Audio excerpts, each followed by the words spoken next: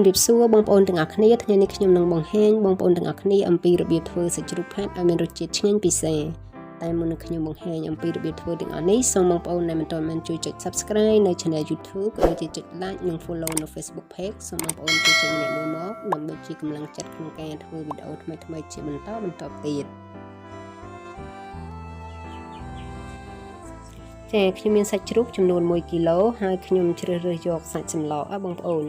ចាបន្ទាប់មកគឺខ្ញុំយកសាច់ជ្រូកហ្នឹងមកជាខ្លាញ់ចេញអស់ជាធម្មតាការធ្វើសាច់ផាត់គឺយើងអត់ទុកខ្លាញ់ទេបងប្អូនចឹងជាវាចេញអស់មកហើយយើងយកសាច់សម្លអញ្ចឹងទៅវាអត់សូវជាប់ខ្លាញ់ច្រើនអញ្ចឹងពេលដែលយើងធ្វើទៅគឺសាច់របស់យើងគឺបានស្អាតហើយពេលដែលកាត់សាច់គឺយើងមើលដែរគឺយើងត្រូវកាត់បណ្ដោយសាច់អត់កាត់ទៅតឹងទេណាបងប្អូនហើយយើងហាន់ស្ដើងអញ្ចឹងមកដើម្បីឲ្យយើងស្ងោរទៅគឺវាឆាប់ឆ្អិន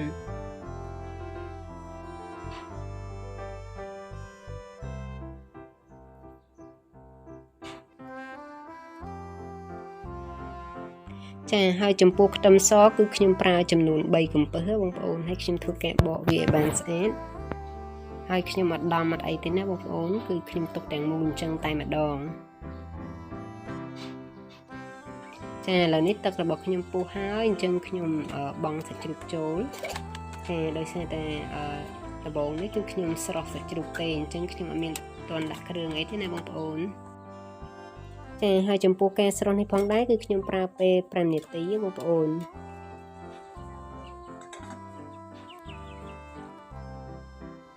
ចាបន្ទាប់ពីខ្ញុំទុកបាន5នាទីហើយខ្ញុំធ្វើការស្រង់សាច់ទាំងអស់ហ្នឹងចេញវិញ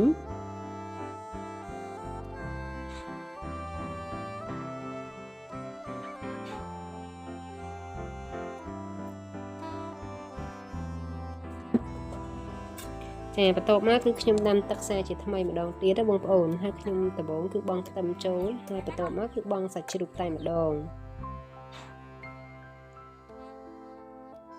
ហើយចំពោះគ្រឿងគឺខ្ញុំបន្ថែមជាមួយនឹងអំបិលម្សៅរ៉ូឌីប៊ីចេងហើយចំពោះស្ករគឺខ្ញុំបានបង់ចូលរួចរាល់ហើយបងប្អូនតែដោយសារតែពេលខ្ញុំបង់ហ្នឹងគឺអត់បានចុចកាមេរ៉ាអញ្ចឹងណាចាបន្ទាប់ពីខ្ញុំស្ងោរបានរយៈពេលប្រហែលជា7 ម៉ោងហើយ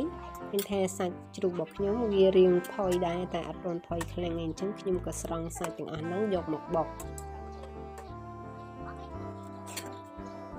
ចាហើយនេះគឺជាសាច់ជ្រូកទាំងអស់ហើយខ្ញុំក៏សូមអធិស្ឋានផងដែរបងប្អូនដោយសារតែខ្ញុំថតរៀងល្ងាចអញ្ចឹងទៅអត់សូវច្បាស់ទេរៀងព្រាលអញ្ចឹងណា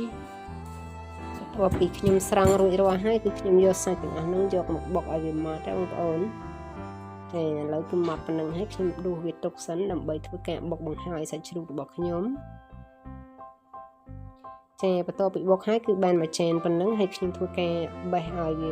ចេញជាសរសៃល្អិតតូចៗមកដើម្បីងាយស្រួលពេលដែលយើងលីងទៅគឺវាឆាប់ស្ងួតបើសិនជាយើងអត់បេះទេគឺសាច់របស់យើងវាអត់ចេញស្អាតទេវានៅទុកហើយក្រាស់ហើយអត់ងាយស្ងួតទេហើយខ្ញុំបេះទាល់តែអស់ហើយបងប្អូន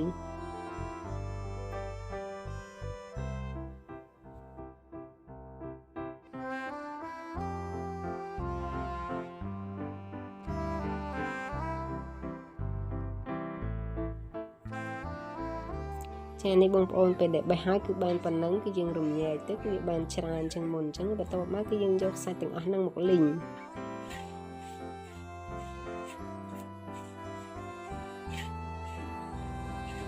ហើយពេលដែលលីងនេះគឺខ្ញុំបន្ថែមជាមួយនឹងទឹកស៊ីអ៊ីវដោយសារតែពេលដើមគឺខ្ញុំដាក់អំបិលតិចទេគឺអត់ដាក់ច្រើនទេណាបងប្អូនដោយសារតែខ្ញុំចង់បន្ថែមជាមួយទឹកស៊ីអ៊ីវទៅឲ្យមានរសជាតិកាន់តែឆ្ងាញ់បន្ថែមទៀតអញ្ចឹងណាចា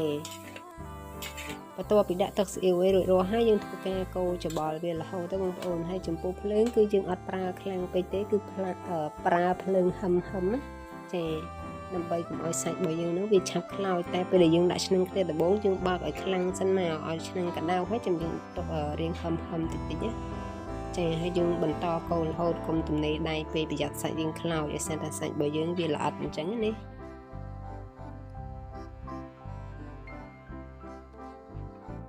តែបងប្អូនឥឡូវឃើញថាវារៀងក្រៀមហើយឡើងក្រហមហើយបងប្អូនស្ងួតហើយចាចំពោះការលីងសាច់នេះគឺយើងលីងធ្វើមិនឲ្យវាស្ងួតអញ្ចឹងណាបងប្អូនហើយចំពោះពណ៌គឺយើងលីងមកពណ៌ដែលយើងពេញចិត្តគឺអាចក្រហមជាងនឹងក៏បានឬក៏ប៉ុណ្្នឹងក៏បានដែរបងប្អូន